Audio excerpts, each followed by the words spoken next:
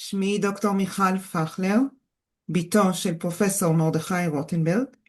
אני רוצה בכמה מילים לספר לכם על גישה ייחודית שנלמדת בבית הספר לעבודה סוציאלית, המקום היחיד בעולם, ששם לומדים את הגישה הדיאלוגית של פרופסור רוטנברג, חתן פרס ישראל, שלקח מתוך החשיבה היהודית וקישר אותה לעולם הנפש והטיפול.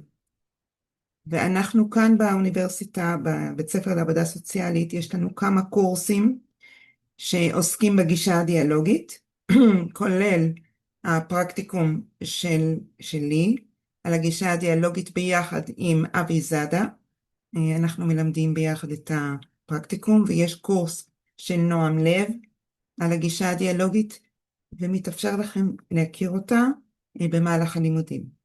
בנוסף, אני רוצה לומר שהגישה הדיאלוגית היא מתכתבת עם הגישה הפסיכודינמית, משתלבת עם כל שאר העולם הטיפול והנפש, והיא מוסיפה קומה ייחודית שמדגישה יותר את הדיאלוג, את הראייה של השורש הטוב באדם, את יצירת התקווה, את הדרך שלו שהוא יכול להסתכל על העבר בצורה חדשה, שתאפשר לו גם עתיד.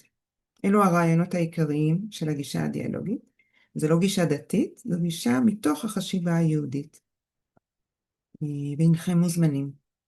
ובנוסף, חשוב לנו לומר שמי שחושב בכיוון של כתיבת תזה, ויש לו עניין לפתח מחקר, אז יש אפשרות שכל נושא שיעניין אתכם, ואתם מוצאים לעצמכם מנחה, אם זה בטראומה, אם זה בשכול, אם זה בכל נושא של תרבות, רוח, משמעות, כל נושא שאתם רוצים לחקור אותו, יש אפשרות לשלב ולהתייחס אל הגישה הדיאלוגית בתוך המחקר, גם להוסיף אותה, ושתדעו שיש קרן מלגה שאתם יכולים לקבל, של כל התייחסות אל הגישה הדיאלוגית שמשתלבת בתוך התזה, יכולה לאפשר לכם לגשת ולבקש קבלת מלגה, שנקראת קרן פרופסור מרדכי רוטנברג.